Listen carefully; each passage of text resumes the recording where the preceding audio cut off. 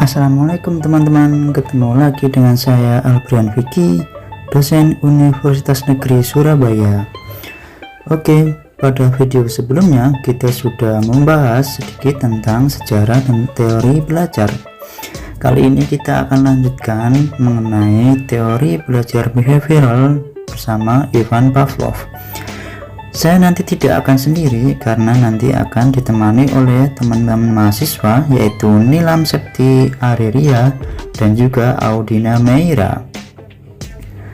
Pertama kita akan membahas dulu secara garis besar ya, dua pandangan secara ortodoks ya, teori belajar, yaitu teori belajar tentang behavioral atau perilaku versus dengan teori belajar kognitif ya. Teman-teman pasti merasakan yang namanya nilai rapot ya di sekolah ataupun di perguruan tinggi IPK. Semakin tinggi atau semakin bagus nilainya berarti semakin berhasil belajarnya. Nah, itu adalah ciri dari pemandangan teori belajar behavioral atau belajar perilaku. Nah, dari sisi yang bertentangan berikutnya yaitu teori belajar kognitif ya. Kalau yang teori belajar behavioral tadi, hasil akhirnya itu apa? Itu ada perubahan perilaku atau tidak, itu adalah behavior. Kalau kognitif itu tidak penting ya. Kalau teori belajar kognitif yang penting adalah prosesnya ya, dari tahap kecil sampai besar ya, dari belum mengetahui sampai proses sedang dan berikutnya.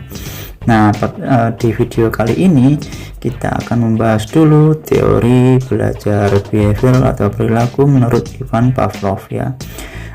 Awalnya si Ivan Pavlov ini memberikan percobaan kepada anjing ya. Nantinya lebih jelasnya akan diberikan yang namanya stimulus respon ya, apakah ada perubahan perilaku atau tidak. Percobaan awalnya yaitu dari seekor anjing. Untuk lebih jelasnya mari kita simak penjelasan dari teman-teman kita, yaitu Mbak Nilam dan juga Mbak Audina. Silahkan dicek. Ivan Petrovich Pavlov adalah seorang behavioristik terkenal dengan teori pengkondisian asosiatif stimulus respon. Beliau dilahirkan di Ryazan, Rusia. Untuk tahap teori Ivan Pavlov, beliau menggunakan eksperimennya terhadap anjing. Ini adalah tahap-tahap dari teori Ivan Pavlov. Untuk tahap pertama dan kedua sebelum pengkondisian. Jadi, tahap pertama, bila anjing diberikan sebuah makanan sebagai stimulus, maka respon anjing akan mengeluarkan liur.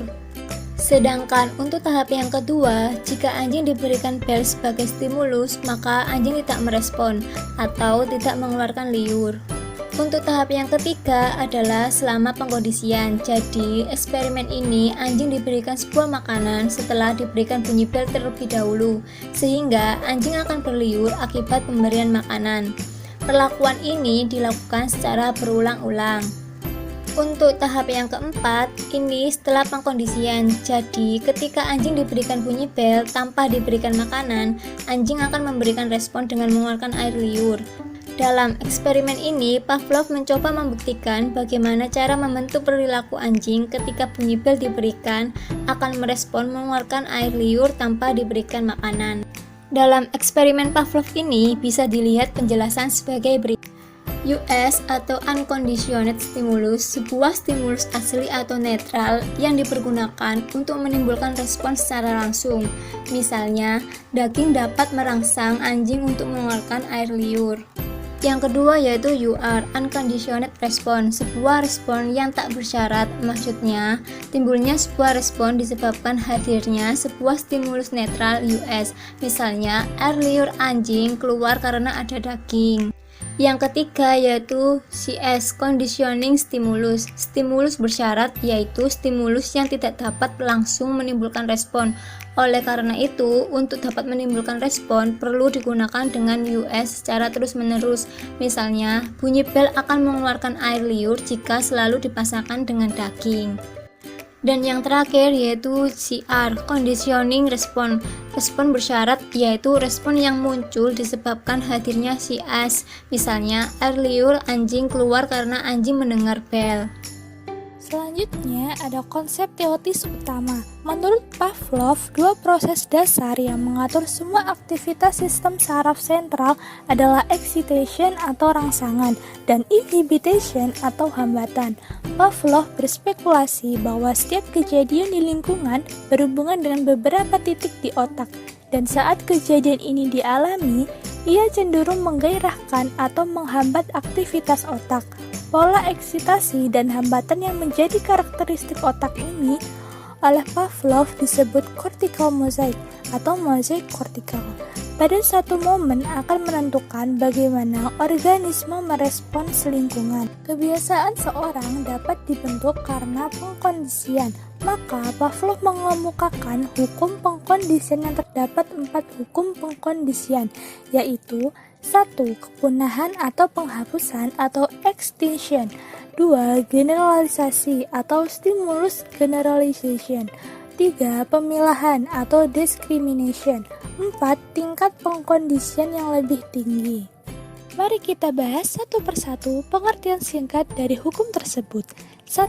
Kepunahan atau penghapusan atau pemadaman atau extinction. Penghapusan berlaku apabila rangsangan terlazim tidak diikuti dengan rangsangan tak terlazim. Lama-kelamaan, individu atau organisme itu tidak akan bertindak balas. 2. Generalisasi stimulus atau stimulus generalization. Rangsangan yang sama akan menghasilkan tindak balas yang sama. 3. Pemilahan atau discrimination. Diskriminasi yang dikondisikan ditimbulkan melalui penguatan dan pemadaman yang selektif. 4. Tingkat pengkondisian yang lebih tinggi.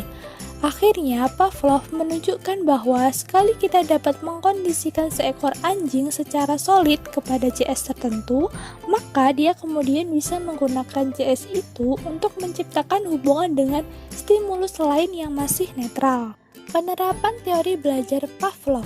Konsep stimulus atau Pavlov diterapkan dalam proses pembelajaran dalam bentuk penjelasan tentang tujuan, ruang lingkup dan relevansi pembelajaran dalam bentuk penyajian materi. Sementara itu, konsep respon atau Pavlov diterapkan dalam bentuk jawaban siswa terhadap soal-soal tes dan atau ujian setelah materi disajikan, atau hasil karya siswa setelah prosedur pembuatan karya disampaikan.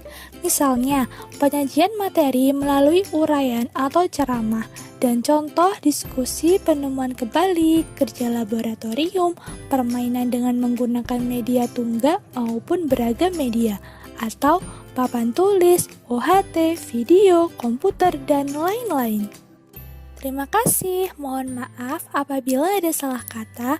Wassalamualaikum warahmatullahi wabarakatuh, dan sampai jumpa kembali.